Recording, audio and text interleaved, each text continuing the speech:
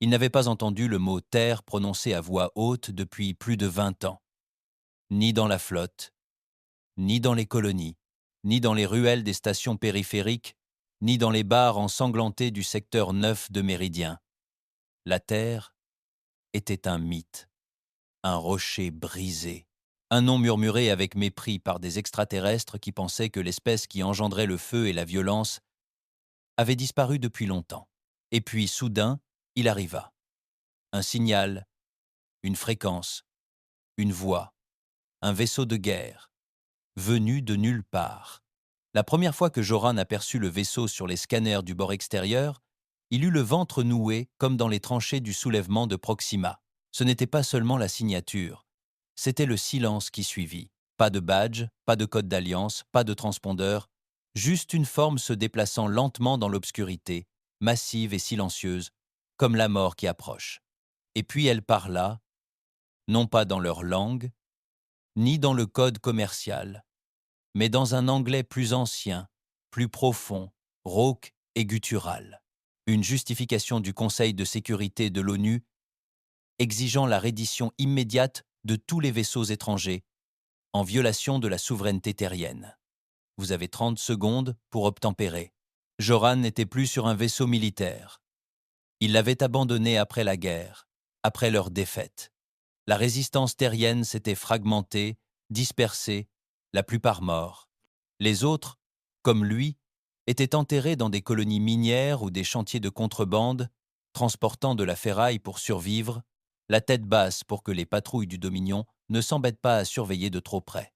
Il se souvenait d'être assis dans le cockpit de son cargo rouillé, tout juste en orbite autour de Grial 2, lorsqu'il aperçut la première lueur. Cela ne ressemblait à rien de ce qu'il avait vu auparavant.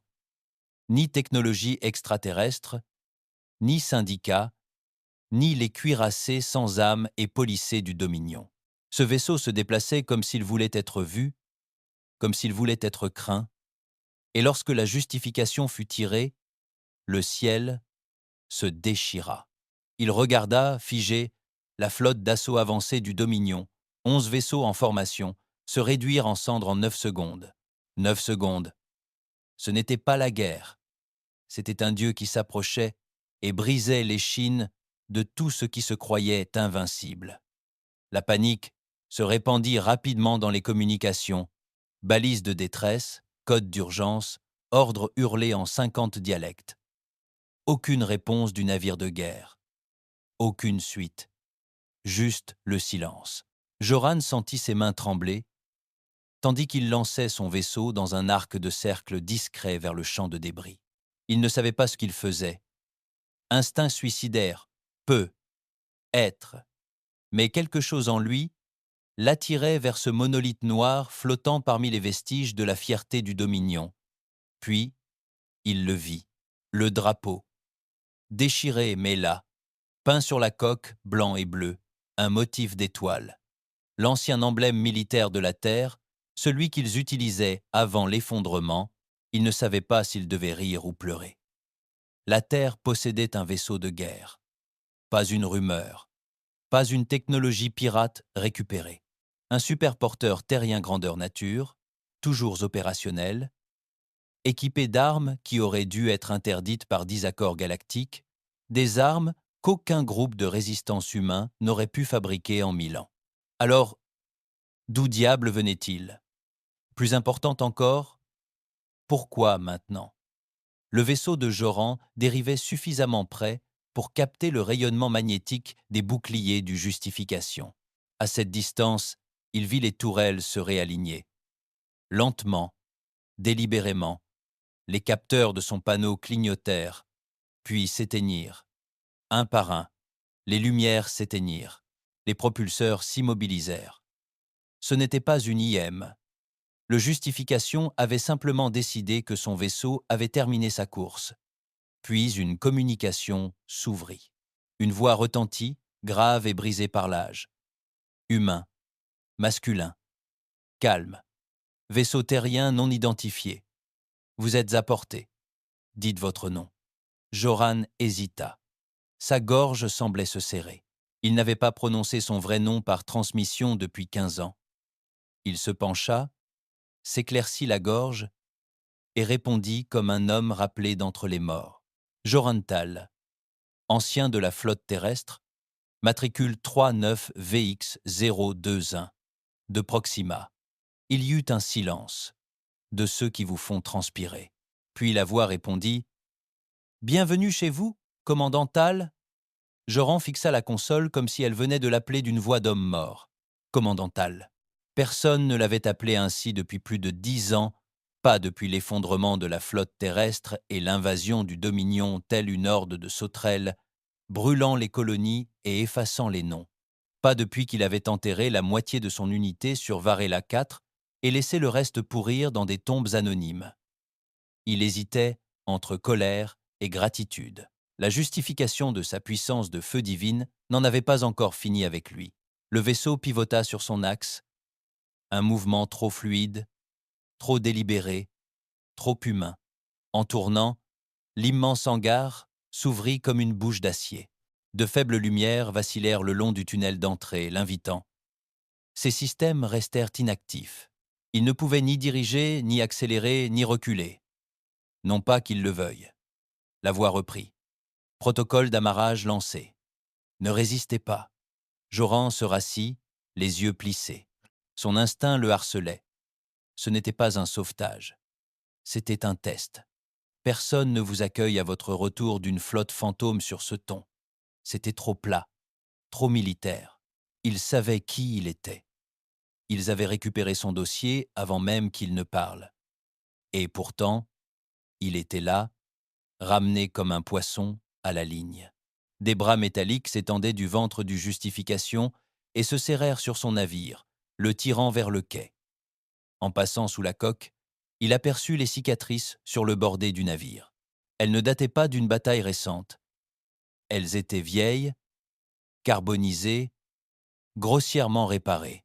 Ce vaisseau avait connu l'enfer et y avait survécu. Son cargo fut descendu doucement dans une baie pouvant accueillir 4 personnes côte à côte. Dès que les bras le lâchèrent, l'écoutille se déverrouilla dans un sifflement. Toujours sans courant, toujours sans contrôle. Il se releva lentement, vieux os, bottes usées, articulations cicatrisées, même homme, guerre différente. Il enfila son arme de poing, non pas parce qu'il pensait que cela l'aiderait, mais parce que cela lui donnait l'impression de ne pas entrer dans une tombe. Puis, il s'élança sur la rampe et sortit. L'air du hangar était vicié, mais respirant. La gravité s'est ajustée un peu trop tard, secouant ses genoux. Des lumières ont clignoté au plafond, révélant l'acier gris et noir qui définissait la technologie de guerre terrestre. L'acier gris et noir qui définissait la technologie de guerre terrestre. Sans fioriture, juste la fonction. C'était comme un retour au passé, avant le Dominion, avant que tout ne s'écroule. 3 silhouettes l'attendaient au fond de la baie. 2 en armure gris foncé, sans visage, rigide, immobile, et un homme, plus âgé, se tenant droit, sans casque. Son visage était tout en angle et en amertume. Une barbe clairsemée, des yeux gris et froids. Joran s'arrêta à mi-chemin, les bras relâchés. L'homme s'approcha avec une précision militaire, ses bottes résonnant comme des tambours. « Jorantal, dit l'homme d'une voix grave. Vous êtes difficile à trouver. » Joran ne répondit pas tout de suite. Il examina l'uniforme de l'homme. Pas de plaque, pas d'insigne, juste le soleil noir brodé sur l'épaule droite. Il se souvenait de ce symbole, issu de vieilles rumeurs de la résistance. Des rumeurs, une faction terrienne rebelle. Des fantômes opéraient au-delà des limites de l'espace connu. Soi-disant anéantis. Apparemment non. Tu vas me tirer dessus ou me demander pourquoi je suis encore en vie ? Demanda Joran. La bouche de l'homme se contracta, entre un sourire narquois et un mépris profond. Si je voulais ta mort, tu ne respirerais plus.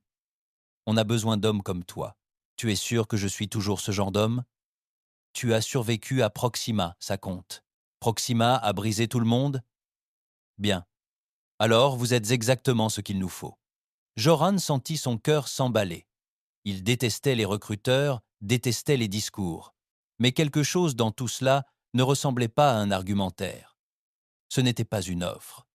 C'était une convocation.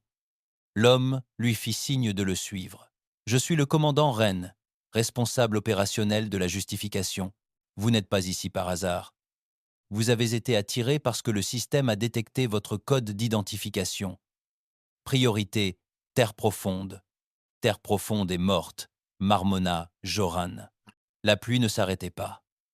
Alors, expliquez-moi ce vaisseau. Il avait raison. Ils traversèrent des couloirs renforcés qui semblaient à peine entretenus, rouillés dans les coins, les plaques de blindage déformées par la chaleur interne, les entrailles du vaisseau apparaissant par endroits, et pourtant il était vivant. Le bourdonnement dans les murs, la faible pulsation d'énergie. Ce n'était pas une épave, c'était un monstre dormant d'un œil. Nous sommes hors réseau depuis 22 ans, dit Wren, opérant depuis les terres reculées de Kuiper. Plis subspatiaux, sauts intraçables, couverture profonde. Il marqua une pause, regarda par-dessus son épaule. Pendant que le reste de l'humanité tombait à genoux, nous nous préparions. À quoi? Demanda Joran. Wren pivota brusquement dans une vaste salle. D'un côté de la pièce se trouvait un mur d'affichage diffusant des données en temps réel. Itinéraire des patrouilles du Dominion, secteurs commerciaux, mouvements de réfugiés terriens. L'autre moitié abritait une table ronde entourée de 8 chaises, dont 2 déjà occupées, un jeune officier en tenue médicale et une femme en armure tactique, une cicatrice à la mâchoire, les bras croisés. La pluie ne les présenta pas. Il tapota l'écran et pointa un système rouge clignotant près du bord extérieur. Il y a 3 jours, dit-il, le Dominion avait intercepté un cargo civil terrien près du bastion 7. Pas de contrebande, pas de résistance. Ils ont quand même abordé, exécuté tous les passagers. Un avertissement, une déclaration. Joran serra les mâchoires. Ils intensifient leurs attaques, dit Wren. Ils veulent effacer jusqu'à la dernière trace du nom de la Terre. Joran regarda la carte stellaire. Alors vous voulez riposter? Alors vous voulez riposter? On l'a déjà fait. Wren zooma sur la carte. Vous l'avez vu, continua Tei. Ce n'était pas un coup de semonce, c'était la justice. Et maintenant, il désigna le côté droit de la carte, où des dizaines de signaux du Dominion convergeaient. Maintenant, ils arrivent. Joran se tourna lentement vers lui. Alors, pourquoi m'avoir interpellé? Tu crois que je peux t'aider? Wren ne silla pas. Je sais que tu peux. La femme parla enfin. Sa voix était d'acier. Parce que tu as dirigé le bataillon Oméga lors du siège de Cartus 9, tu as tenu la ligne sans renfort. Tes hommes ont tenu 7 jours. Tu as sorti 10 à 7 survivants. Ça fait de toi une relique, mais une relique dangereuse. Joran lui lança un regard en coin. Et toi, tu es quoi? Une division de reconnaissance. Je tue les mythes avant qu'ils ne poussent. Charmant. Wren s'interposa entre eux avant que les étincelles ne jaillissent. Ce n'est pas un recrutement, Tal. C'est une nécessité. La justification n'est pas totalement rudimentaire. Nous fonctionnons selon des protocoles fantômes. Tu connais les procédures de la flotte terrienne mieux que quiconque. Que veux-tu que je fasse? Demanda Joran d'un ton neutre. Commander une escadre d'attaque. Joran rit une fois. Je n'ai rien dirigé depuis des années. Alors il est temps que tu te souviennes. Un silence pesant et pesant régnait dans la pièce. Joran s'avança lentement jusqu'au bord du mur d'affichage, observant les signaux du Dominion s'entrechoquer comme des mouches. Si tu les frappes encore, dit-il, ils riposteront plus fort. Ils vont réduire ce secteur en cendres. On compte là, dessus, dit Wren. Joran se retourna. Tu veux la guerre? Les yeux de Wren brûlaient. Je veux la peur. Je veux que chaque officier du Dominion hésite avant de toucher un vaisseau terrien. Je veux que la galaxie se souvienne que la Terre n'a jamais cédé, que nous sommes tombés dans l'obscurité pour pouvoir frapper depuis l'ombre. C'était de la folie. Et cela échauffa le sang de Joran avec quelque chose qu'il n'avait pas ressenti depuis des années. La fierté. Le Dominion pensait que la Terre avait disparu, que l'humanité avait accepté sa place sous le talon. Mais ici, sur ce vaisseau, dans ce coin oublié des étoiles, ils aiguisaient la lame. La pluie s'approchait. Nous pouvons brûler en silence pendant encore 20 ans, ou nous pouvons briser le silence maintenant et leur rappeler qui nous sommes. Joran observa la pièce, l'acier cabossé, les gens prêts à mourir, les fantômes du passé de la Terre accrochés au mur. Il hocha la tête. Alors, il me faudra une aile et un oiseau de guerre qui vole encore. Rhin sourit, sombre et satisfait. On a mieux. 1 heure plus tard, Joran se tenait devant son nouveau vaisseau. Il n'était pas poli, il n'était pas joli, c'était laide, brutal, recouvert de plaques de blindage rapiécées et de pièces du Dominion dénudées. 2 moteurs à inversion de poussée, 2 lances à plasma et un élément monté sous la coque qui n'appartenait à aucune espèce connue. Une technologie expérimentale, expliqua l'ingénieur en le lui faisant visiter, issue de la rétroconception d'un dreadnought qatari écrasé. Il déclenche une impulsion d'inversion gravitationnelle, instable mais amusante. Joran entre dans le cockpit. Tout lui revient comme par magie. Interrupteur, commande, affichage tête haute. Il s'assit, vérifia les systèmes, regarda le moteur ronronner. Un message s'affiche à l'écran. Désignation de l'aile, statut opérationnel de Scorpion 1, protocole de justification activé. Il expire lentement. Dehors, le hangar de la justification s'ouvrit. Les étoiles se répandaient dans l'obscurité comme du sel renversé. La voix de Rhin crépitait dans les communications. « Aile de Scorpion, vous êtes autorisé à décoller. » Joran resserra son harnais, la main au-dessus de la manette des gaz. Ce n'était pas qu'une mission, c'était une résurrection. Alors que les moteurs s'embrasaient et que la coque tremblait, il murmura 4 mots dans sa barbe, doucement, amer, mais sûr que la terre n'est pas finie. Puis il lança. Joran avait déjà volé vers la mort.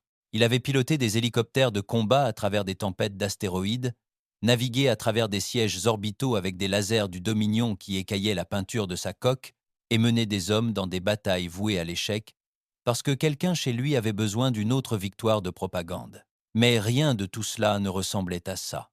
Le cockpit du Scorpion vibrait d'énergie brute. Et sous ses mains, les commandes tremblaient comme si elles étaient impatientes de tuer quelque chose. Le vaisseau n'était pas un vaisseau. C'était un prédateur, assemblé à partir des os du Dominion et des derniers ingénieurs de génie survivants de la Terre. Pas de bureaucratie, pas de contraintes, juste la puissance, et Joran était son système nerveux. Le lancement depuis la justification était comme un coup de canon. Il fit irruption dans le noir, suivi de 5 autres chasseurs, chacun bricolé comme des mutants nés de la guerre. L'escadre entière était hideuse comme le péché, rapide comme la lumière et conçue pour mutiler. Il passa en communication de formation. Aile Scorpion, son coupé. Scorpion 2, verrouillé et prêt. 3, c'est bon, arme verte. 4 ici, belle course, patron. 5, trajectoire de vol, synchronisée. À 6, faisons-les saigner. Des voix, humaines, certaines vieilles, d'autres jeunes. Toutes portaient quelque chose dans leur ton, quelque chose que Joran n'avait pas entendu depuis des années. Un but. Il prit une inspiration. Notre cible est une station relais avancée du Dominion en orbite autour d'Arceus Prime avec un réseau de défense automatisé. Un croiseur amarré, présence terrestre minimale. La pluie veut la faire disparaître. Il veut les secouer. Bien reçu, dit Scorpion 2. Choc et stupeur. Les yeux de Joran se plissèrent tandis que les étoiles se courbaient autour de lui dans un repli subspatial. Pas de stupeur, juste le choc. Le saut fut brutal. Pas d'hypervoie du Dominion, pas de couloir de sécurité. La technologie terrestre utilisait une ancienne architecture de trous de verre reconvertis à partir de technologies extraterrestres volées, efficaces, instables et susceptibles de briser les os des pilotes s'ils ne se préparaient pas correctement. Mais Joran tint bon. Lorsque le noir se dissipa, Arceus Prime se dressa sous eux telle une bille pourrie. Atmosphère vert sombre, océan huileux, systèmes orageux fulgurants comme des éclairs lents. La station relais était suspendue au-dessus, tel un anneau squelettique relié à une colonne vertébrale orbitale. Technologie extraterrestre, trop impeccable, trop arrogante. Un patrouilleur du Dominion dérivait à proximité, moteur au ralenti, inconscient. Bien, elle Scorpion, on frappe fort et vite, dit Joran. 3 minutes maximum. 2. Vous prenez le flanc ouest. 3 et 4. Désactivez le quai. 5 et 6. Prenez le contrôle du patrouilleur. Et vous demanda quelqu'un. Les lèvres de Joran se retroussèrent en une expression glaciale. Je passe par la porte d'entrée. Puis il plongea. Le vaisseau hurla tandis qu'il fonçait vers la station, des lumières vacillant sur son HUD, tandis que les capteurs ennemis le repéraient enfin. Trop tard. Lorsqu'ils commencèrent à cibler les protocoles, Joran avait déjà traversé leur radar. Il aligna un tir de plasma et le lança. Une lance de feu transperça le pont de commandement comme du papier. Les alarmes retentirent dans toute la station, mais le mal était fait. Le chaos régnait. Touché directement sur les communications, confirma Scorpion 2. Ils sont aveugles. 5 et 6, état des lieux, Cutter est mort, fut la réponse. Ils n'ont même pas eu le temps d'activer leur bouclier. Joran fit demi-tour, esquivant les tirs en rafale de la dernière tourelle fonctionnelle du relais. Il visa la base de la colonne vertébrale orbitale, la jonction du noyau énergétique. Le vaisseau émit un grognement affamé lorsque le système de visée se verrouilla. Puis, il tira. L'explosion illumina la haute atmosphère de la planète, projetant de longues ombres sur les nuages d'orage en contrebas. Le noyau a disparu, murmura Joran. Le relais tombe. Il regarda la station commencer à s'incliner. Des débris filèrent en orbite. Des flammes léchèrent la structure tandis que l'atmosphère se déchaînait par rafales. Ailes, regroupement, retour au point de repli. Ils ne protestèrent pas. Ils n'hésitèrent pas. Ils suivirent. De retour sur la Vindication, l'équipage du hangar se déplaçait comme des soldats, pas comme des mécaniciens. Pas de célébration, pas de high-fives, juste un réarmement, du ravitaillement et de discrets hochements de tête. Ils avaient gagné, mais ce n'était pas une guerre où l'on applaudissait après un coup. C'était un message. Et la galaxie entière l'entendrait. Rhin attendait près de la rampe d'amarrage, les bras croisés, le visage indéchiffrable. « Bien joué », dit-il. « Ils vont le sentir. »« Ils feront plus que le sentir », répondit Joran. « Ils viendront nous chercher. »« Je l'espère. » Joran l'observa. « Tu veux vraiment appâter le Dominion ?» Rhin haussa les épaules. Ils n'ont pas l'habitude de se faire frapper. Surtout pas par des fantômes. Ils marchaient à côté de Joran tandis que l'équipage se déplaçait autour d'eux. « Ce n'est pas une guerre d'usure, » dit Ren. « Nous ne sommes pas là pour reprendre des planètes ou libérer des secteurs. Nous sommes là pour rappeler à la galaxie que la Terre n'est jamais morte.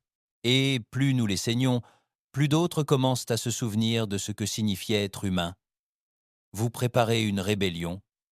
Je prépare un règlement de compte. » Joran ne protesta pas, mais le silence qui suivit laissa place au doute. Cette nuit-là, il ne put dormir. Non pas à cause de la peur. Il ne ressentait plus la peur de la même manière. C'était plutôt un bourdonnement d'électricité statique, toujours présent, jamais vraiment envahissant.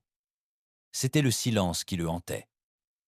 Il se tenait dans ses quartiers, les yeux fixés sur une vieille photo glissée dans son protège-poignet. Une femme et un garçon, souriant. Avant, Proxima. Avant qu'il cesse de croire aux fins heureuses. Elles avaient disparu, brûlées par le même feu qui avait emporté sa foi. Mais quelque chose dans cette justification remua les cendres. Il rangea la photo et sortit. Le vaisseau était plus calme la nuit, même si l'heure n'avait aucune importance ici. Pas d'étoiles pour marquer les heures, juste le ronronnement sourd des moteurs et le murmure lointain des générateurs qui maintenaient la vie dans les eaux de cette bête. Il parcourut les ponts supérieurs, passant devant des hangars scellés et des compartiments verrouillés. Plus il s'enfonçait, plus le vaisseau lui semblait ancien, moins réparé, moins entretenu, jusqu'à ce qu'il atteigne une section marquée « Projet reste, access autorisé uniquement ». Pas de garde, pas de caméra, juste une porte scellée. Il n'aurait pas dû pouvoir l'ouvrir, mais le panneau clignota en vert dès qu'il le toucha, et il le laissa entrer. La chambre intérieure était plus froide. De faibles lumières bleues éclairaient une vaste pièce bordée d'unités de confinement. Au moins 20. Certaines étaient sombres, d'autres encore bourdonnantes, et au centre, une capsule de stase. Plus grande, renforcée, marquée de l'intérieur. Joran s'approcha, le souffle coupé. Un homme flottait à l'intérieur, suspendu dans un fluide vert pâle, des fils dans la colonne vertébrale, un masque sur le visage. Son corps était massif, artificiel, musclé comme une armure. Mais ce n'était pas son physique qui maintenait Joran en place. C'était son visage. Il connaissait ce visage. Le commandant Dahl, dernier général de la Terre, déclaré mort après le siège de Soulgate, un homme qui mena la dernière résistance de l'humanité, un martyr gravé dans la pierre sur chaque planète rebelle. Et pourtant, il était là, préservé, endormi. Duran recula lentement, l'esprit en ébullition. Avant qu'il puisse parler, une voix s'éleva dans l'ombre. Seuls quelques-uns savent qu'il est encore en vie. Rhin s'avança dans la lumière, les mains derrière le dos. Nous l'avons récupéré des ruines de Soulgate, à peine vivant. Nous l'avons endormi, reconstruit ce que nous avons pu. Son corps guéri, son esprit, toujours fracturé. Pourquoi le garder caché ? Demanda Joran à voix basse. Parce qu'à son réveil, la guerre change. Rhin s'approcha de la capsule, la fixant comme un croyant devant un autel. Il était plus qu'un commandant. C'était un symbole. Et les symboles ont besoin du bon moment pour surgir. Trop tôt. Et il n'est qu'un homme. Mais si nous attendons, si nous les faisons saigner, alors réveillons-le. Rhin se retourna. Nous redonnons à la galaxie une légende. Joran n'aimait pas ça. Il n'aimait pas les secrets, ni les dieux faits d'hommes brisés. Mais il ne pouvait pas non plus nier le feu qu'il allumait en lui. L'espoir, corrompu et transformé en arme. Le feu qu'il allumait en lui. L'espoir, corrompu et transformé en arme. Plus tard, alors qu'il retournait à ses quartiers, une nouvelle alerte retentit dans les communications internes du vaisseau. Transmission entrante interceptée. Source, haute commandement du Dominion. Message décrypté. Cible, la justification. Joran s'appuya contre le mur, tendant l'oreille à la voix qui parvenait. Profonde, froide, étrangère. Au vaisseau portant la marque de la Terre, vous avez commis un acte de guerre. Nous avons toléré vos fantômes. Mais les fantômes ne peuvent pas saigner. Et vous, vous le ferez. Bientôt. Joran sourit intérieurement. Mettez-nous à l'épreuve. Le Dominion n'a pas tiré de semons cette fois. Ils envoyèrent une flotte. C'était juste avant le changement de cycle. Les capteurs longue portée du Justification s'allumèrent en rouge, et en 2 minutes, le pont de commandement grouillait. Rhin se tenait au centre, les bras croisés, les yeux rivés sur les marqueurs entrants qui inondaient le Lockhart. 32 vaisseaux. Ni des éclaireurs, ni des patrouilleurs, des navires de guerre, des dreadnoughts, menés par un destroyer de siège. Le message était clair. Les fantômes ne peuvent pas saigner. Le Dominion entendait maintenant le prouver. Joran arriva sur le pont à moitié habillé, la combinaison de vol à moitié fermée, les bottes à peine bouclées. Il se fraya un chemin parmi l'équipage sans un mot, s'approchant de Rhin, scrutant les données mises à jour en temps réel. « Il surcompense », dit Joran. « On a neutralisé une station relais et ils envoient ça ?» Ils veulent faire un exemple, marmonna Ren. Ils savent que quelqu'un les observe. Il tapota le côté de la console, zoomant sur la formation. Ils ne nous traquent pas seulement. Ils diffusent la chasse. Canaux ouverts. Ils veulent que les autres systèmes les voient nous tuer. Pour qu'on ne meure pas, dit Joran. Il se tourna vers l'officier des communications. Alors on ne meurt pas, dit Joran. Il se tourna vers l'officier des communications. Passez-moi tous les postes d'équipage. Je veux que tout le monde écoute. L'officier hésita, puis hocha la tête. Joran s'avança, les lumières de la console de commande peignant son visage dans l'ombre. Voici Jorantiel, commença-t-il d'une voix basse et posée. Voici Jorantial, commença-t-il d'une voix basse et posée. Certains connaissent ce nom, d'autres non, peu importe. Ce qui compte, c'est ce qui va arriver. La salle était plongée dans un silence total. Des vaisseaux du Dominion, 32, fonçant droit sur nous, puissance de feu maximale, effectif au complet. Ils pensent que tout s'arrête ici. Ils pensent trouver un autre vaisseau mort avec des ossements humains flottant dans les sas. Il regarda autour de lui, croisant les regards. Ils ne savent pas dans quoi ils s'engagent. Le silence.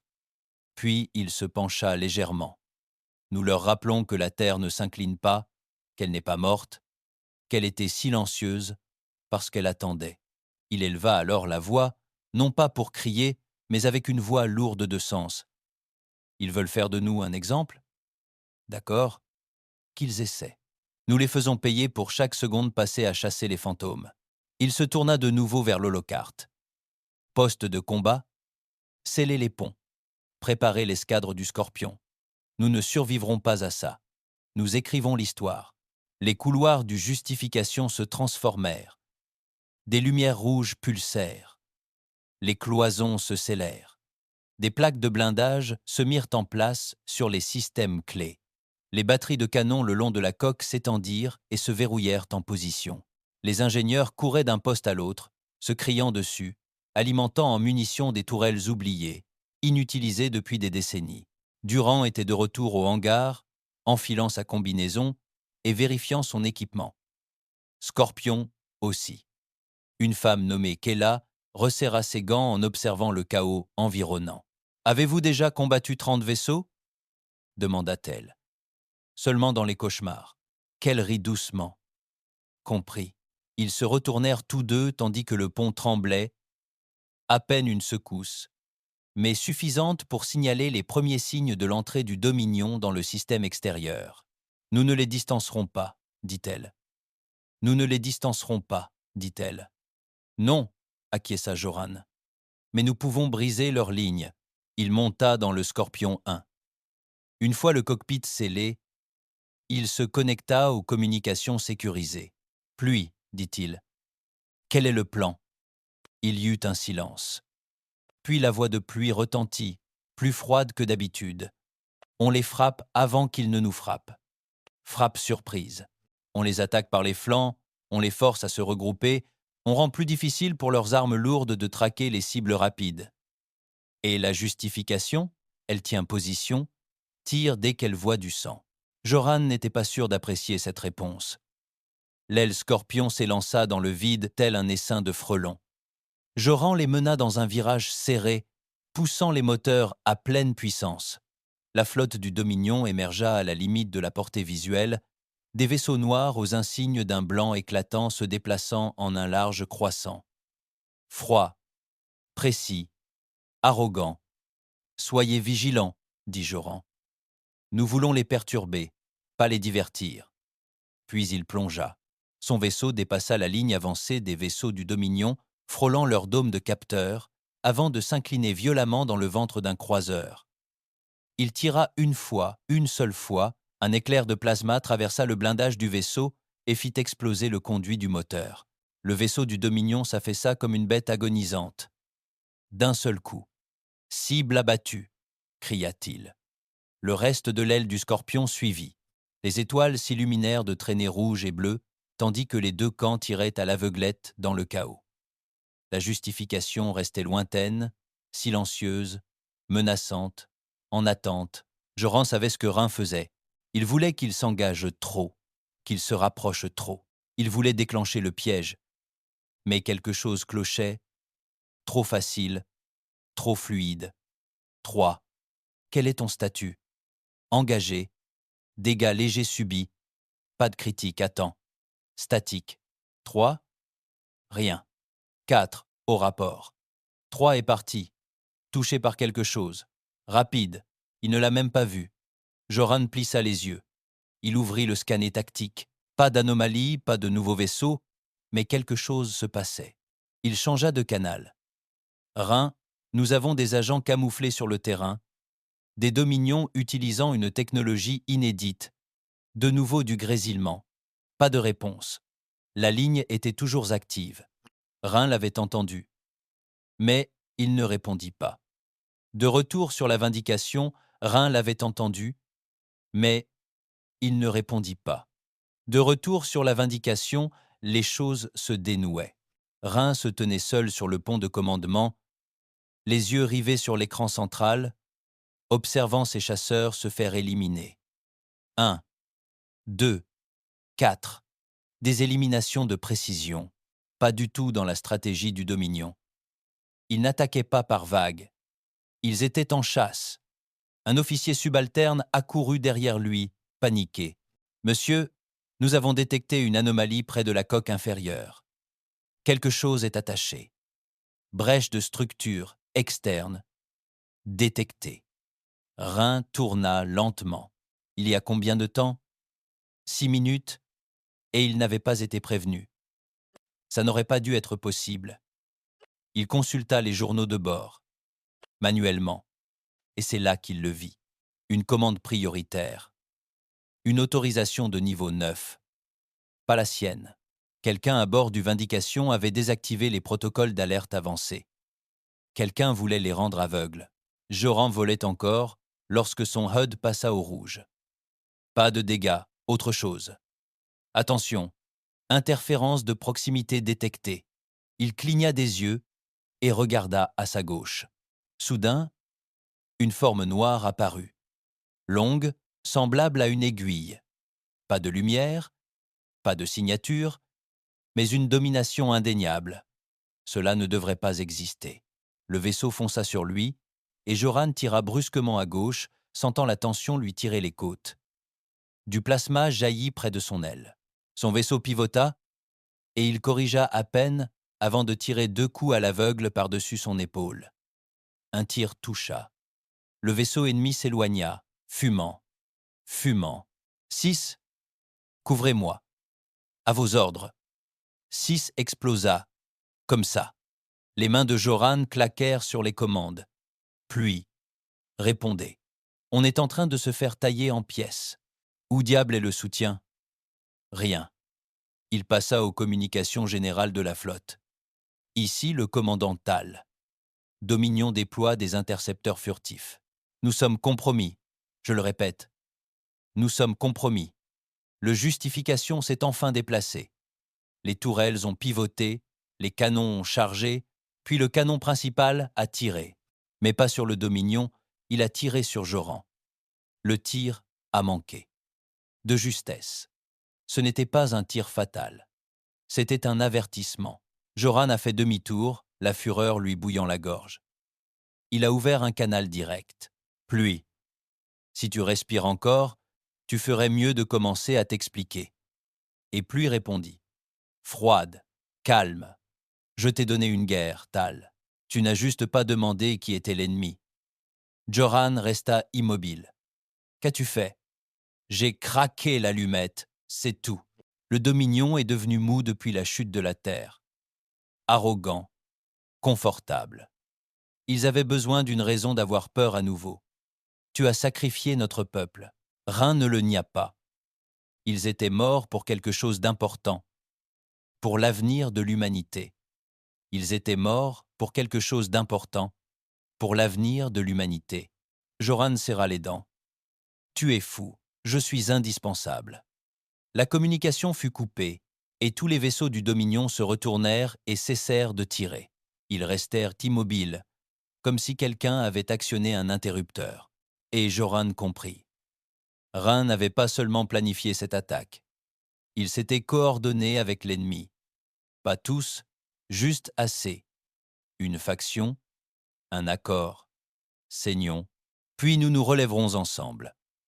De retour sur la justification, des alarmes internes retentirent. Mais personne ne fuyait, car la plupart de l'équipage le savait déjà. Ils n'étaient pas des loyalistes terriens. Ils étaient des survivants, les adeptes d'un nouvel ordre, ordre de règne.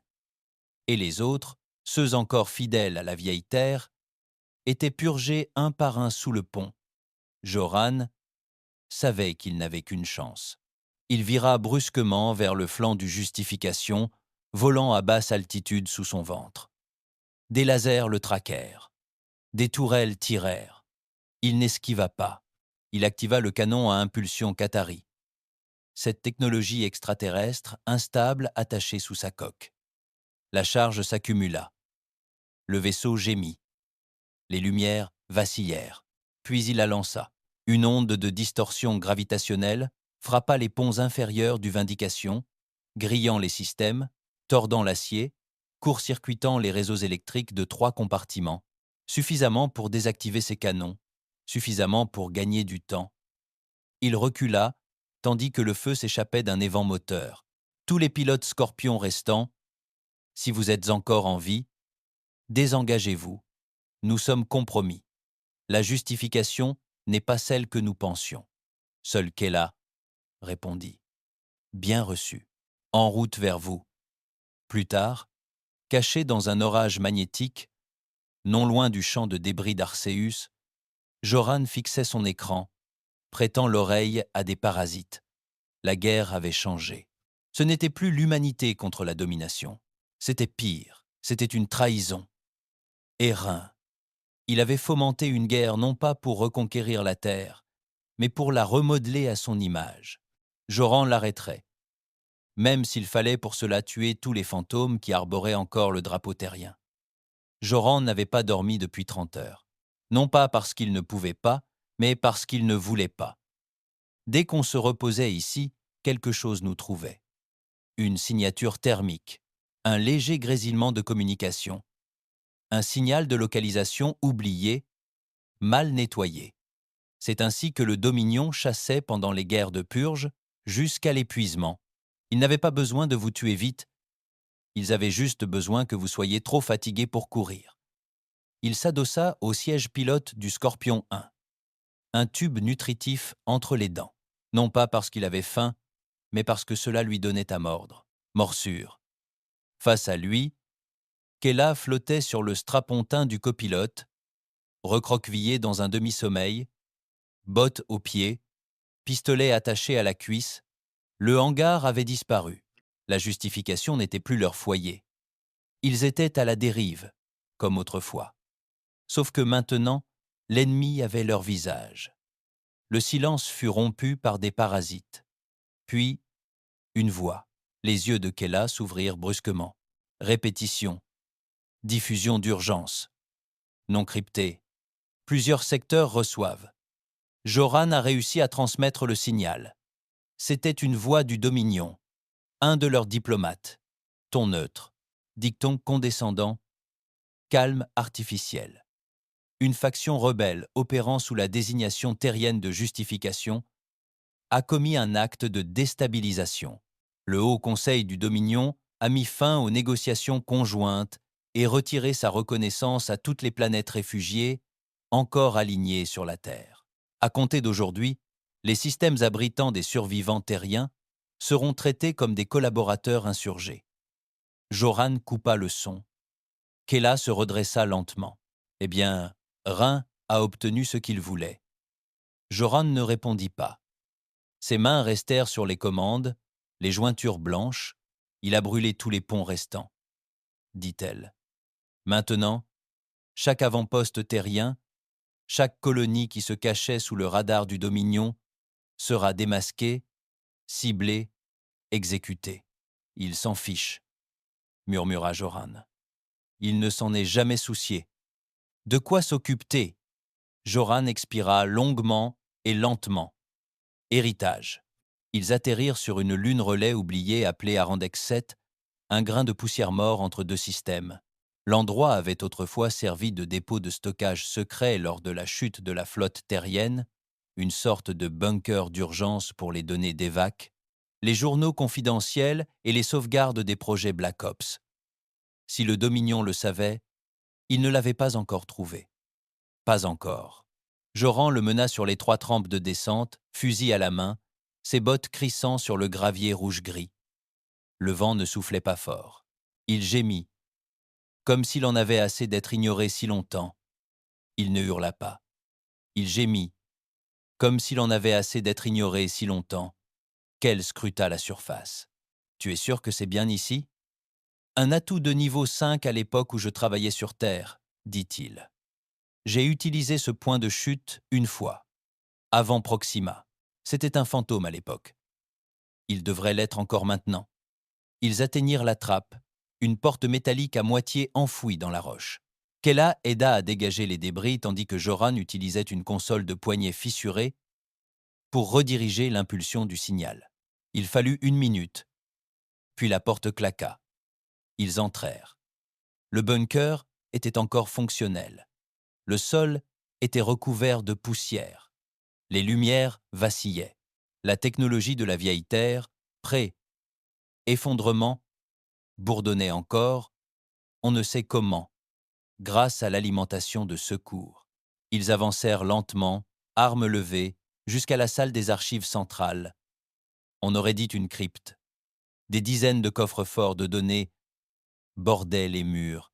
Pas d'écran, pas d'IA, juste des banques de cristaux bruts et des modules câblés.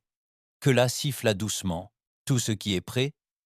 Dominion n'est même plus lisible, dit-elle.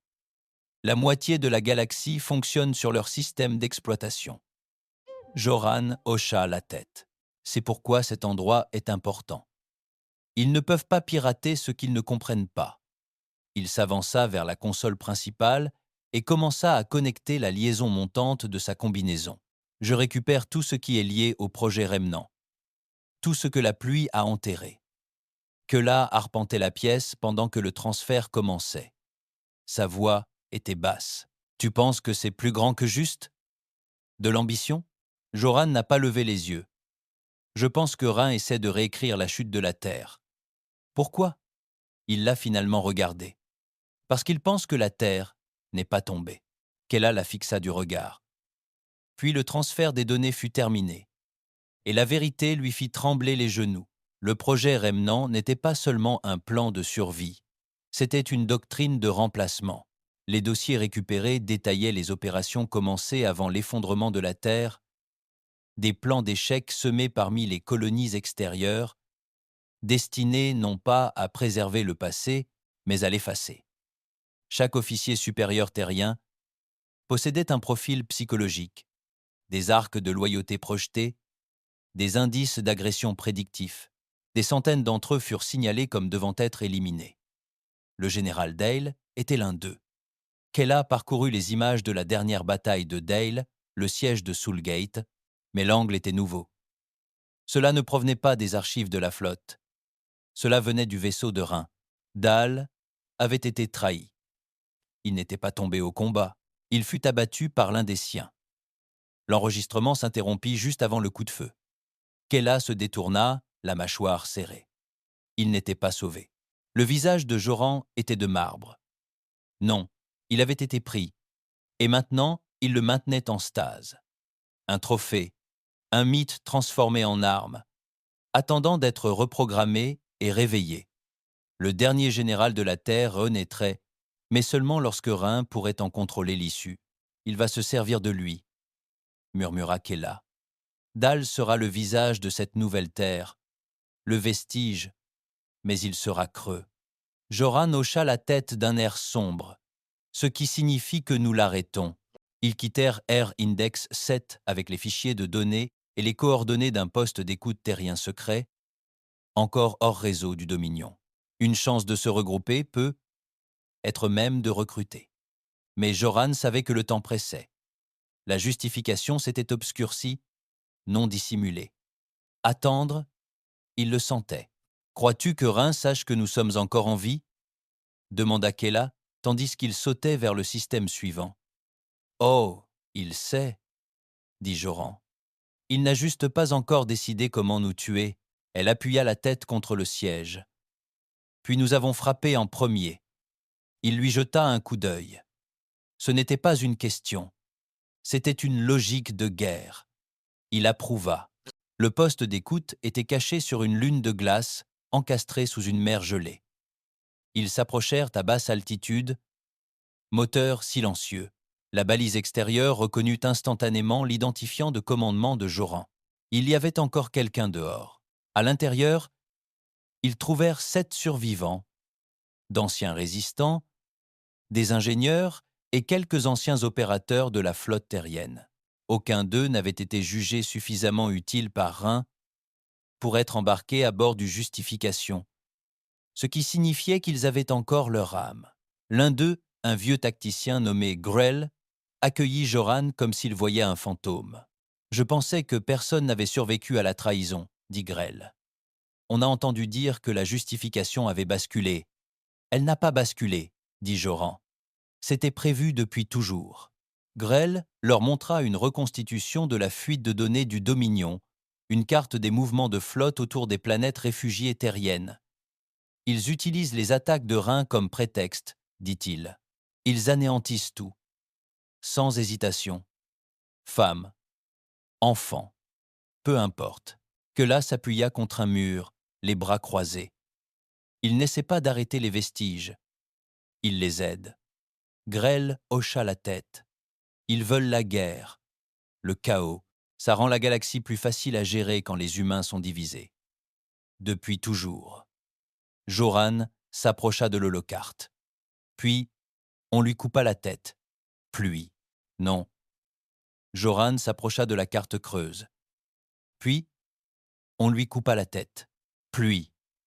Non, dit Joran. Dalle. Tout le monde le regarda. S'il le réveille, dit Joran, et qu'il parle sous leur bannière, c'est fini. Toutes les cellules de résistance, toutes les colonies, s'agenouilleront. Non pas par peur, mais par espoir. Il désigna le point clignotant sur l'écran.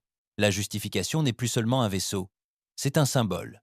Et comme tout symbole, il croisa le regard de Kela. On peut le détruire.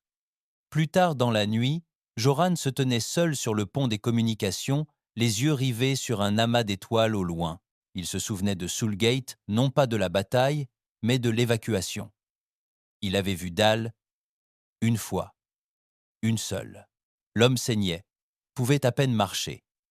Mais sa voix avait résonné dans tout le hangar lorsqu'il avait ordonné au dernier vaisseau de transport de partir. « On ne protège pas la Terre en mourant pour elle », avait-il dit. « Vous le protégez en veillant à ce que ceux qui vous remplacent n'oubliez pas pourquoi vous avez combattu. » Rhin transformait maintenant ce souvenir en arme. Joran serra les poings. Il ne les laisserait pas faire de Dal une marionnette. Pas sous sa surveillance. La Justification était suspendue en orbite au-dessus d'une planète morte, telle une lame prête à s'abattre. Pas de lumière, pas de transmission, pas de mouvement. Aux yeux du Dominion, comme de tout réseau de capteurs terriens survivants, il semblait abandonné. Une autre victime du chaos qu'il avait contribué à créer. Mais Joran savait que ce n'était pas le cas. Depuis la navette volée, il observait le vaisseau grandir dans le hublot, masquant les étoiles. Ses mains reposaient sur la manette des gaz. Mais il ne volait pas. C'était Kela. Elle connaissait les vecteurs d'entrée mieux que lui. Elle avait examiné chaque plan de pont, mémorisé les plans de patrouille, cartographié les voies d'évacuation, même si elles savaient toutes deux que l'évasion était plus un espoir qu'un plan. « C'est un piège mortel », murmura-t-elle, tandis que la navette glissait sous le ventre du Justification. Pas de canaux ouverts, pas de balises actives. Et pourtant, je sens qu'il nous observe. C'est vrai, dit Joran. Alors on ne s'en va pas. Non, la regarda-t-il. Mais si on n'y va pas, tout ce pourquoi on s'est battu disparaîtra de toute façon. Kela ne protesta pas. Elle fit entrer la navette dans le pont magnétique, un ancien port d'admission d'urgence pour les chasseurs endommagés. le genre de choses que seul un ancien pilote saurait utiliser. Les pinces s'enclenchèrent silencieusement. Ils étaient à l'intérieur. Le couloir était sombre, mais pas désert. Joran avança le premier, fusil levé, le mouvement assuré. Kela le suivait, couvrant les angles, ses pas silencieux. Il portait un vieil équipement d'infiltration de la flotte terrienne, noir du vide, insonorisé, équipé de modules de camouflage qui fonctionneraient peu, être pendant 90 secondes s'ils étaient repérés. Après cela, ce ne fut que du feu et des coups de feu. Les couloirs étaient plus propres qu'il ne l'avait imaginé. Trop propres? On ne dirait pas un vaisseau en guerre, murmura Kela. Parce que ce n'en est pas un, marmonna Joran. C'est un sanctuaire. Ils passèrent devant des portes scellées, marquées de symboles, de logos, du vieux drapeau terrestre stylisé et débarrassé de son histoire. Même le revêtement du sol semblait différent. Élégant, ordonné, chirurgical. Rhin ne menait pas de rébellion. Il bâtissait un royaume, et Dal allait être son dieu. Ils atteignirent l'aile de confinement où se trouvait la chambre de stase. Pas d'alarme, pas de garde. C'était le pire. « Ils nous veulent ici », dit Kela en scrutant les ombres. « Tout ça, c'est un appât. »« Je sais, » dit Joran, « mais cette capsule doit encore être ouverte. » Les portes de la chambre s'ouvrirent en sifflant. La pièce au-delà était froide, stérile, baignée de lumière bleue. Et il était là, le général Dal, toujours à l'intérieur de la capsule, toujours suspendu. La chambre était maintenant remplie d'équipements de surveillance. Interface de liaison neuronale, modificateurs génétiques, relais atmosphériques, il le recable, dit doucement Kela. Un conditionnement psychique pendant son sommeil, effaçant tout. Joran s'approcha. Le panneau de contrôle de la capsule vacilla à sa présence, reconnaissant son ancien code de commande. « Commande en cours », dit-il. « Je le sors. » Kela hocha la tête, son fusil pointé vers la porte. « Vite !» Le liquide s'écoula en premier, sifflant dans les aérations latérales. Le corps de Dale retomba lentement sur la plateforme interne. Les tubes se détachèrent un à un. Son corps tressauta, une fois, puis une autre. Puis ses yeux s'ouvrirent, d'un bleu pâle, ni choqué, ni paniqué, juste fatigué. Il se redressa péniblement, regarda autour de lui, fixa le visage de Joran et parla d'une voix rauque. « En quelle année sommes-nous » Joran s'avança.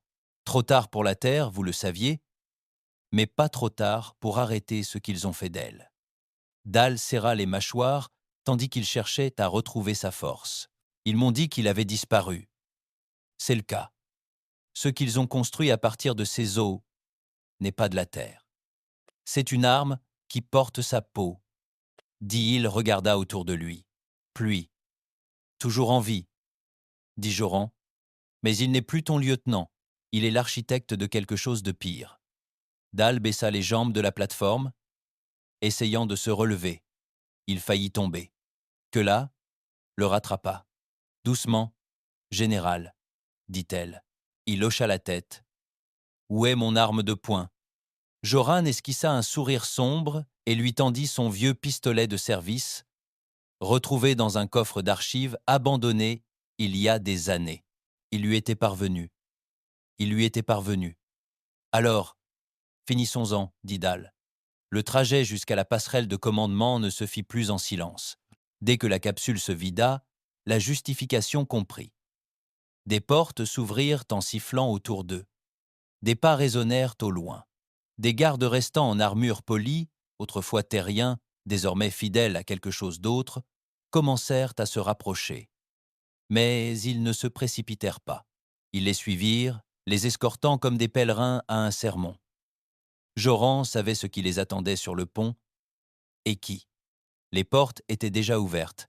Rhin se tenait seul au centre, le dos tourné, observant une projection holographique de la galaxie.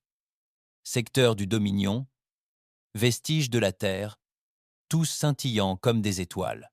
Il ne broncha pas lorsqu'ils entrèrent. « Je pensais que vous seriez arrivés plus tôt, » dit-il. Juran leva son fusil. Éteignit-il.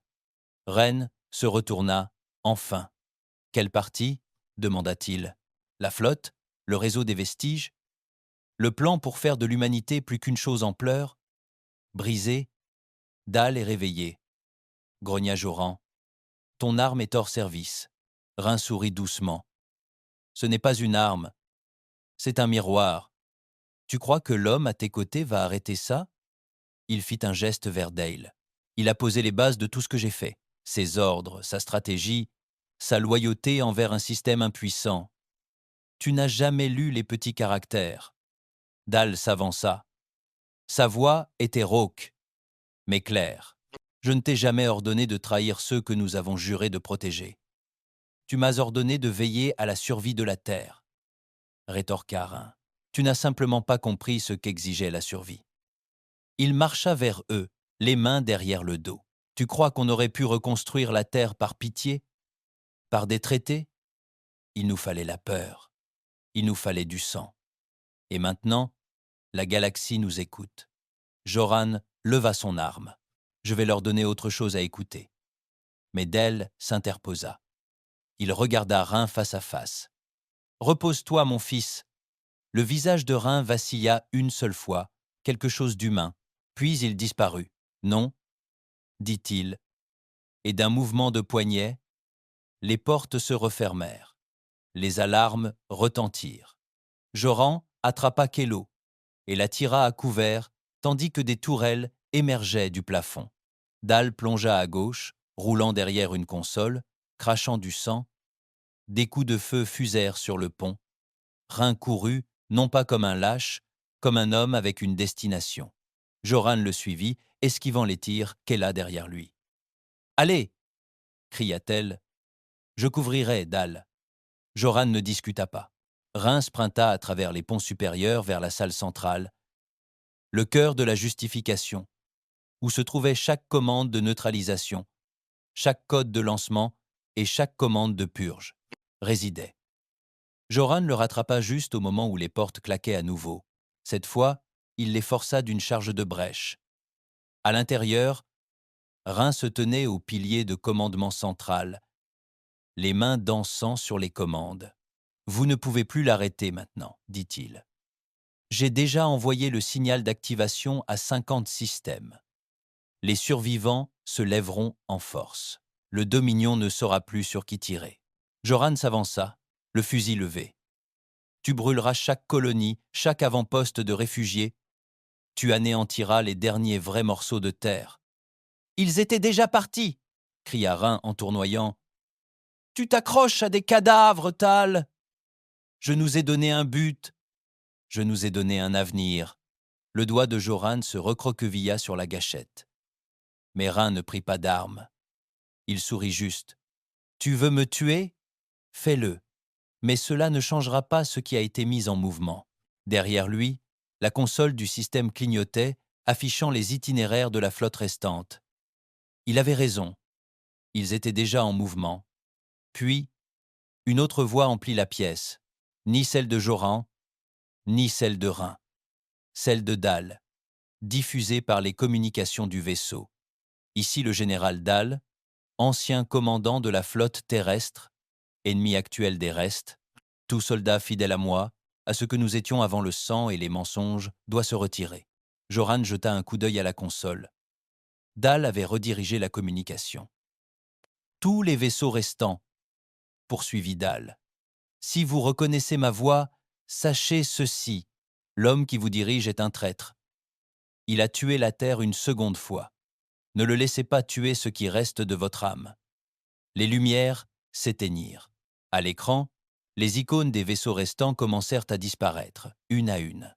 Ils n'étaient pas détruits. Ils se désengageaient, désertaient. Joran sourit. On dirait que certains d'entre nous se souviennent encore de ce qu'était la Terre. La pluie reculait vers le noyau. « Vous ne gagnerez pas, » dit-il. « Vous reconstruirez le même système qui nous a laissé tomber. »« Non, » dit Juran en baissant son fusil. Nous reconstruirons un système qui n'oublie pas. Puis Dial entra dans la pièce, couvert de sang, boitant, mais debout. Il leva son pistolet et acheva le coup. Un coup, propre. Rhin s'effondra. Pas un mot, juste le silence. 1 heure plus tard, la justification était sous un nouveau commandement. Dal refusa le titre d'amiral. Il ne voulait ni trône ni parade. Il voulait juste que la vérité soit rétablie. Le reste était désormais fragmenté, fracturé à travers les systèmes, la moitié ayant fait défection, les autres se cachant. Le Dominion, soudain dépassé en nombre et désorienté, se replia en secteur neutre. Joran, debout sur le pont, observait le changement des étoiles.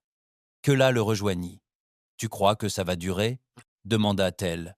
« Non, dit-il. Mais là n'est pas la question. » demanda-t-elle. « Non, dit-il.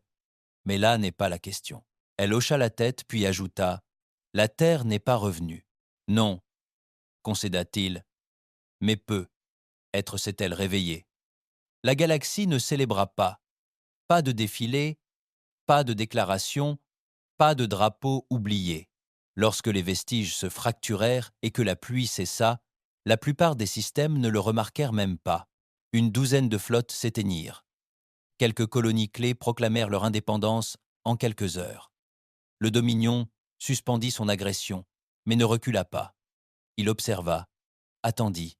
La justification restait en orbite autour d'une lune neutre, silencieuse, endommagée, toujours en vie. Tout comme Joran Tail. Il se tenait dans ce qui était autrefois la chambre de commandement personnel de Rhin. La pièce était froide, vide à présent, toutes les bases de données avaient été effacées, tous les écrans étaient noirs, la carte du rêve de Rhin ne brillait plus. Seul le silence régnait. Il posa un bloc de données sur la table, rempli de journaux, dont la moitié était encore décryptée. Preuve de tout. Les projets génétiques, la purge planifiée des officiers loyaux de la flotte terrienne, les ordres d'assassinat enfouis sous un déni stratégique. Rhin n'avait pas seulement trahi la Terre. Il avait tout planifié depuis le début. Tout ce pourquoi nous nous sommes battus. Marmonna Joran s'est transformé en cela. Derrière lui, Kela s'appuyait contre le mur, les bras croisés. Certains d'entre nous se battaient encore pour la bonne cause, dit-elle. Il se retourna, le regard fatigué. Et avons-nous gagné ? Elle ne répondit pas. Ce n'était pas nécessaire. Le général Dal était à l'infirmerie, refusant tout traitement complet. Il disait que s'il voulait diriger, il avait besoin de la douleur. Il avait l'air mort. Émacié, chaque jour plus faible. Mais sa voix n'avait rien perdu de sa puissance. « Tu as vu les transfuges » demanda Teil à Joran lors de sa visite.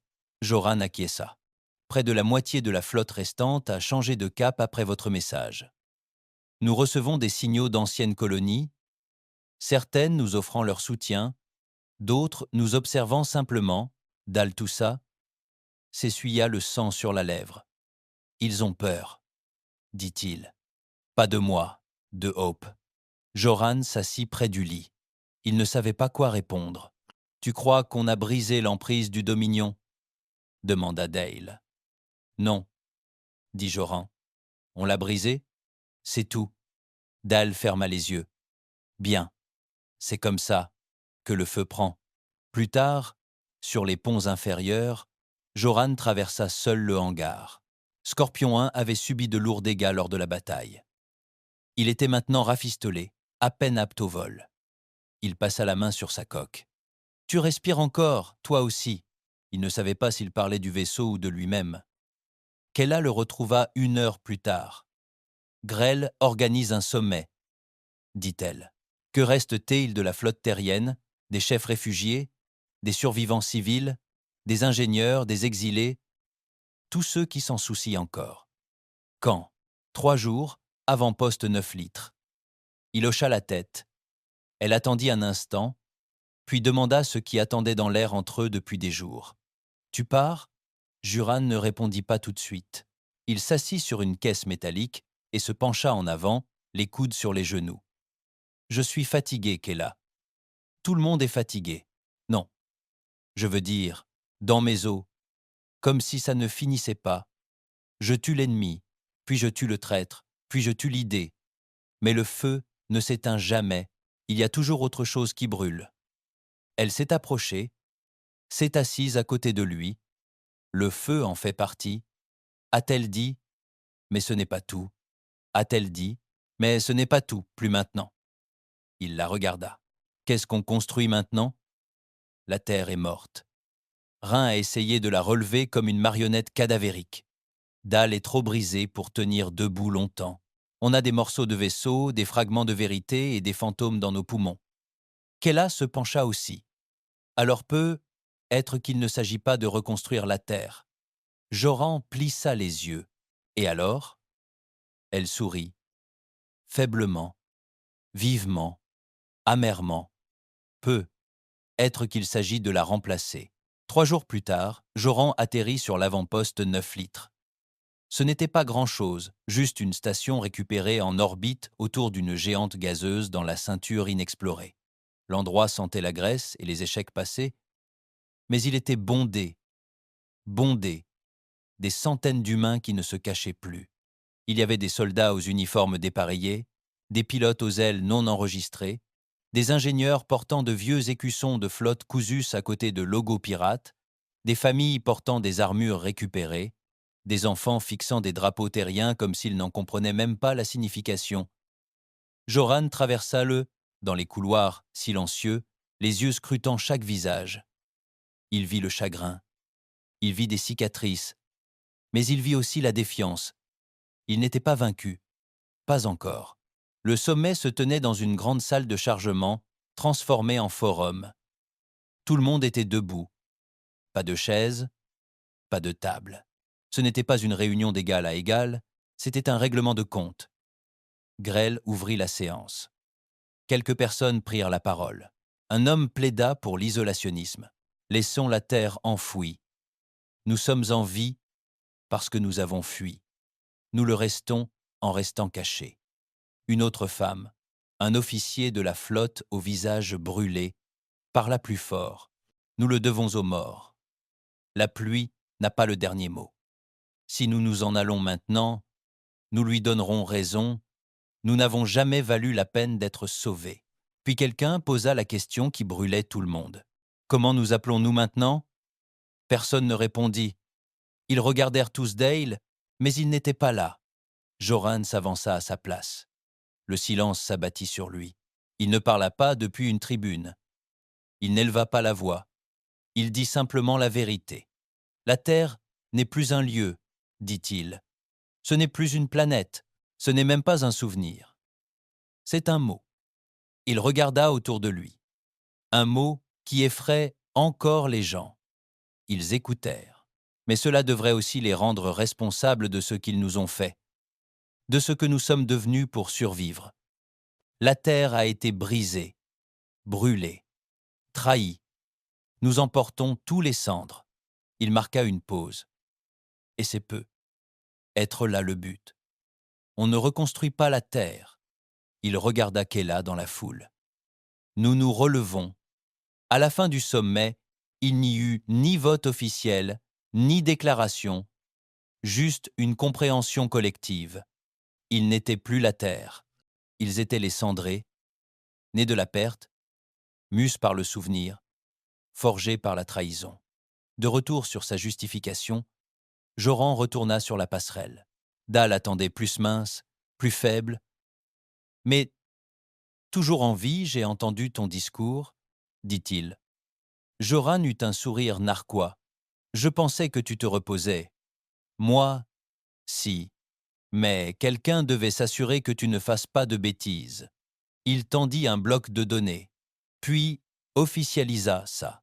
Joran fronça les sourcils. Qu'est-ce que c'est? Transfert d'autorité de la flotte. Joran fronça les sourcils. Qu'est-ce que c'est? Transfert d'autorité de la flotte. Joran fit un pas en arrière. Non, non, tu es toujours. Je ne le suis pas, dit Dalle. Je suis un symbole, c'est tout. Et je ne veux pas redevenir un martyr. Les symboles sont déformés. Toi, par contre, il leva les yeux. Tu es réel, tu saignes, et tu n'as jamais rien demandé. C'est ce qui te rend dangereux. Joran fixa le bloc de données. Il ne le prit pas tout de suite. Il n'était pas sûr de le mériter. Mais au final, c'était peu. Être ce qui faisait de lui le bon choix. Il l'accepta et signa. La justification fut lancée 2 semaines plus tard. Ce n'était plus un vaisseau fantôme. Plus sous le contrôle de Rhin. Joran était à la barre. Ni un héros, ni un sauveur. Juste un homme avec trop de cicatrices et une flotte pleine de gens brisés qui croyaient encore en quelque chose. Ils ne savaient pas où ils allaient. Il ignorait ce qui l'attendait. Mais il savait une chose, il ne courait plus. Aux confins de l'espace du Dominion, un message arriva. Crypté. Le code de la vieille Terre. Il disait « Les cendrés sont réveillés. » Et ils se souviennent. Le Dominion n'envoya pas d'avertissement cette fois. Ils ne lancèrent pas d'ultimatum ni de flotte de parade à découvert. Ils ont envoyé un détonateur. Il est arrivé caché dans une capsule commerciale, masquée par des étiquettes civiles. Il s'est amarré à une station neutre avant que leurs éclaireurs puissent le vérifier. Puis il a explosé. Avant-poste Theta, 12, disparus. Plus de 7000 vies incinérées d'un seul coup. Pas de survivants, pas de traces. Le message était simple. Vous vouliez la guerre. C'est la guerre. Joran se tenait dans la salle de guerre de la justification, le visage indéchiffrable, les débris holographiques tournant au ralenti devant lui. Kella, les bras croisés, les regardait brûler avec la même immobilité. « Ils ont commencé la purge, dit-elle. Mais pas seulement à Shen. Ils ciblent tous ceux qui nous ont hébergés. » Joran hocha lentement la tête. « C'est ça le jeu. Fais de nous un poison, contagieux, plus facile à tuer par isolement. » Elle se tourna vers lui. « Contagieux, plus facile à tuer par isolement. » Elle se tourna vers lui. « Que faisons-nous » Il fixa le clignotement rouge sur la carte stellaire. La flotte du Dominion Alpha 5, se mobilisant près du bord de la bordure. Arrêtons de courir. La flotte des cendres était plus petite que jamais. Entre les frappes du Dominion, les fractures internes et les désertions, il ne restait qu'une trentaine de vaisseaux, dispersés, meurtris, en sous, équipage. Mais chacun brûlait avec détermination. Ils se rassemblèrent sur la tombe de Virella, un ancien champ de débris datant de la première guerre Terre-Dominion. Des milliers d'épaves y dérivaient tels des fantômes d'acier. Joran avait livré sa première bataille spatiale dans ce champ. Il se souvenait de chaque cri, de chaque incendie, de chaque ami perdu. Désormais, ce serait leur bouclier. Et peu, être leur tombe. Le conseil se réunissait à bord du Justification. Dial, plus maigre de jour en jour, écoutait en silence depuis un fauteuil médical dans un coin. Joran se tenait devant eux. « Il n'y a plus de retraite possible, dit-il. Le Dominion a décidé que notre existence était une menace. Et pas seulement les cendrés. Tout descendant terrien qui se souvient de la Terre n'est plus qu'un murmure. » Kella hocha la tête. « Puis nous leur rappelons que la Terre a encore des dents. » L'un des capitaines, Marek, frappa la table du poing. « Nous sommes 30 vaisseaux contre 100. Nous serons vaporisés avant même de rompre la formation. » Joran le regarda. « Puis nous les faisons saigner si abondamment qu'ils en oublient le goût de la victoire. » La bataille commença 12 heures plus tard. La flotte du Dominion Alpha 5 émergea du subspace tel un raz de marée. Formation incurvée, espacement parfait, angle de destruction optimisé. Ils s'attendaient à un combat direct. Ils eurent l'enfer. Joran déploya les vaisseaux cendrés dans le champ de débris, se faufilant entre les débris et les mines. Le Dominion peinait à les suivre, contraint de tirer à l'aveugle. Les 15 premières minutes leur coûtèrent 6 croiseurs, puis 20 la poussée. Les cuirassés du Dominion avancèrent à toute vitesse, se frayant un chemin à travers le champ. Une frégate cendrée, le Trillium, fut prise dans l'explosion et se désintégra corps et âme. Joran le sentit dans sa poitrine, comme si un battement de cœur s'était tu. Il avança à bord du Scorpion 1, menant une escouade de 4 escadrilles à travers les décombres, lançant des micro-impulsions électromagnétiques dans les cœurs de réacteurs exposés des vaisseaux abattus. Chaque détonation se transforma en une réaction en chaîne, engloutissant les vaisseaux ennemis dans des explosions qui ressemblaient à des étoiles mourantes. La voix de Kela l'interrompit. 3 de plus, mais ils accélèrent. Ils s'adaptent. Laissez-les faire, grommela Joran. Faites-les saigner à blanc, puis vint la trahison. Une transmission s'ouvrit sur le canal de la flotte. Pas le Dominion. Cendré. Ici, le capitaine Méric du Resolute. Le commandant Tal nous a menés au massacre. Les cendrés ne peuvent survivre à cette guerre. J'ai conclu un accord avec le Dominion. Reposez-vous et vivez. Kela grogna dans les communications. Lâche. Joran sentit son estomac se nouer. Puis le pire arriva. Le Resolute braqua ses canons et tira sur un vaisseau cendré. Le sentier silencieux. Détruit. Le leur. Il avait tout fait pour éviter cela. Chaque ordre, chaque mission, chaque échange de tirs, fondé sur la loyauté, la confiance, fragile, mais sacrée. Maintenant, il se fissurait. Joran n'hésita pas. Il ordonna une attaque par brèche contre le Resolute. Personnellement, il embarqua avec Kela et une escouade de 8 hommes. Les couloirs étaient chaotiques. Les loyalistes cendrés tenaient la salle des machines. Ceux de Maric contrôlaient la passerelle. Des corps s'empilaient dans les couloirs, la fumée étouffant les lumières. Joran se déplaçait comme un mort, nettoyant chaque recoin, criant des ordres, recevant des blessures. Lorsqu'il atteignit la passerelle, Méric l'attendait, un pistolet à la main. « Tu nous as menés à la mort », hurla-t-il. « Tu n'es qu'une pluie de plus avec un meilleur discours. » Joran ne fit pas de discours. Il envoya une balle dans la poitrine de Méric. Rapide, brutale, sans négociation. De retour à la justification, Joran revint ensanglanté et silencieux. Il passa devant Dial sans un mot. Le vieux général hocha la tête. « Tu as fait ce que tu devais faire. » Joran ne répondit pas. Il se rendit sur la passerelle et regarda par le hublot. Le champ de débris était en feu. Les vaisseaux du Dominion reculaient, à moitié détruits, à moitié paralysés. Et les cendrés, seuls 12 vaisseaux flottaient encore. Parmi eux, peu, être 5 étaient encore en état de combattre. Il avait gagné. Mais il n'en avait pas envie. Cette nuit-là, Joran était assis seul dans la chambre d'observation. Pas d'équipage, pas de bruit, juste les étoiles. Kela le retrouva 1 heure plus tard et s'assit à ses côtés. « Tu nous as sauvés, dit-elle. »« Je nous ai ruinés, » répondit-il. Elle ne protesta pas. « La victoire a toujours un prix, » dit-elle. Il secoua la tête. « Je ne voulais pas être comme ça. Le héros, le martyr, le mythe. Je voulais juste survivre. Tu as fait plus que ça. » Vraiment?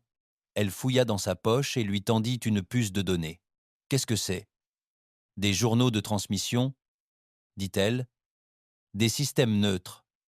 Après la bataille. » Il les chargea, un par un. Des petits mondes, des colonies oubliées, et même des secteurs terriens exilés envoyaient des messages. « Nous avons vu ce que les cendrés ont fait. Vous n'êtes pas seuls. Nous sommes prêts. » Il la regarda. Il s'élève. Elle hocha la tête, non pas à cause de qui nous étions, mais à cause de qui nous sommes maintenant. Le message final provenait de la périphérie, un système longtemps considéré comme abandonné. L'écran vacilla, puis une image granuleuse apparut. Une femme, plus âgée, plus forte. Derrière elle, des centaines de vaisseaux, un signe terrien. Ici, le commandant Rin de la seconde flotte terrienne. Nous nous sommes cachés.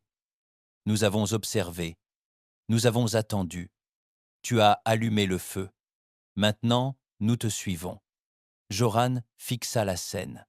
Il ne s'y attendait pas. Il ne l'avait pas demandé. Mais il était venu quand même. L'héritage.